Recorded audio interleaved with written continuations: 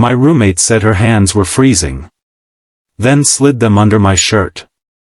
The night everything changed began with a power outage that turned our tiny apartment into a place that felt colder than either of us had ever imagined.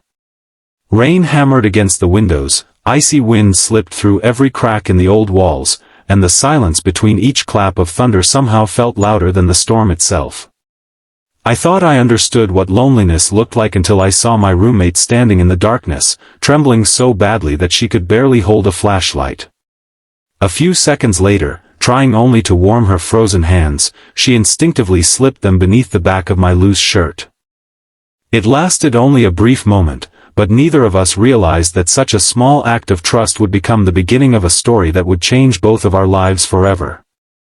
Before the story continues, if you believe kindness, second chances, and unexpected friendships can change lives, please like, comment, share, and subscribe to our channel, Kindness Corner. Your support helps us bring more emotional stories like this to you. When I had first moved into that apartment, life felt completely out of control. My name was Ethan, I was 26, working long shifts while trying to rebuild my future after losing almost everything during a difficult year. Rent prices kept rising, so sharing an apartment with a stranger became my only realistic choice. That stranger was Hannah, a quiet graduate student who always smiled politely but rarely spoke about herself. We respected each other's space, split the bills fairly, and lived like two people simply trying to survive another month. There was no dramatic friendship in the beginning, only ordinary routines that slowly created mutual respect. As winter settled over the city, the old apartment seemed determined to fight against us. The heating system failed almost every week, the windows rattled during every storm, and warm blankets became more valuable than expensive furniture. We joked about living inside an old refrigerator, but beneath those small laughs were two people carrying burdens neither of us admitted aloud. I spent every paycheck worrying about overdue bills, while Hannah quietly hid letters from the university reminding her about unpaid tuition. Neither of us wanted to become someone else's problem. The worst storm of the season arrived one Friday evening. Snow mixed with freezing rain, electricity disappeared across several neighborhoods, and the apartment became colder with every passing minute. We wrapped ourselves in blankets, lit candles, and tried to distract ourselves with stories from childhood. For the first time since becoming roommates, we stopped pretending everything was fine. I spoke about losing my father years earlier and how his absence had left me afraid of depending on anyone again. Hannah admitted that she had spent most of her life pretending to be strong because she never wanted her younger siblings to worry about her. Hours passed before either of us noticed how dangerously cold the apartment had become. Hannah's fingers had turned pale, and she could barely stop shivering.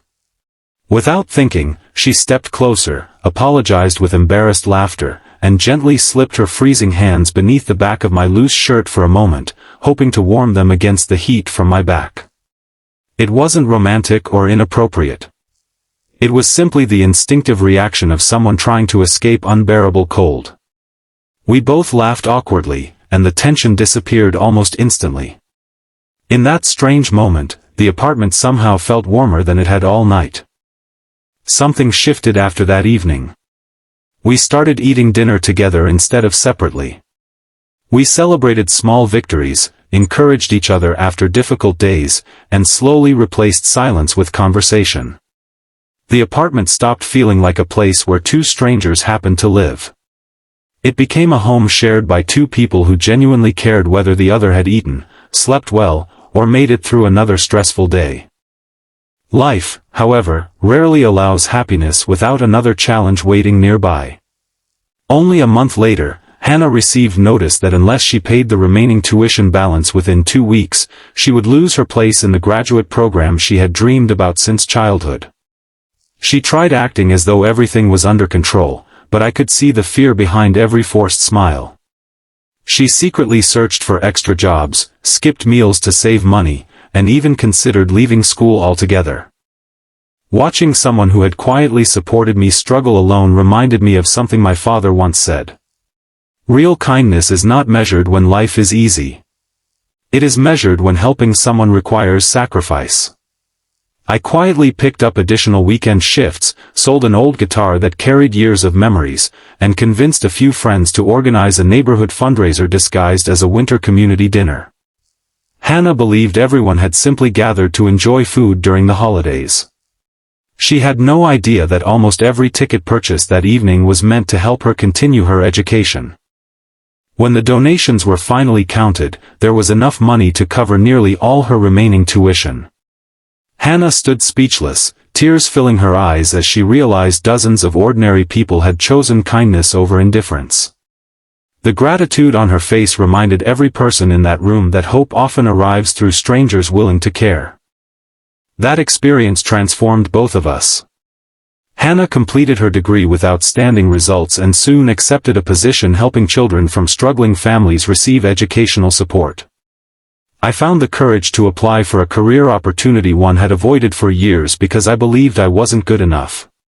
We kept pushing each other forward, celebrating every milestone together like family. Looking back, it amazes me that one freezing winter night became the turning point neither of us expected. It wasn't because of dramatic romance or perfect circumstances. It was because trust replaced fear, compassion replaced loneliness, and two ordinary people discovered that healing often begins with the smallest acts of kindness. Years later, whenever winter returned, we would remember that powerless apartment filled with candlelight and laughter. We remembered the cold that forced two guarded strangers to stop pretending they had everything under control. Most importantly, we remembered that the warmest place in the world is never a building. It is the heart of someone willing to stand beside you when life becomes unbearable. If this story touched your heart even a little, please take a moment to like, share, and subscribe to Kindness Corner. Your support encourages us to keep sharing stories that remind the world kindness still exists. Special request, before the ending, tell us in the comments, have you ever experienced a small act of kindness that changed your life forever? Sometimes people spend years searching for miracles without realizing they already witnessed one in the form of a helping hand, a warm meal, an encouraging word, or someone who simply refused to let them face life storms alone. The greatest changes rarely begin with grand gestures. They begin with ordinary people choosing compassion when they have every reason to walk away. And that is exactly why one freezing winter night became the unforgettable beginning of a lifetime built on trust, gratitude, and second chances.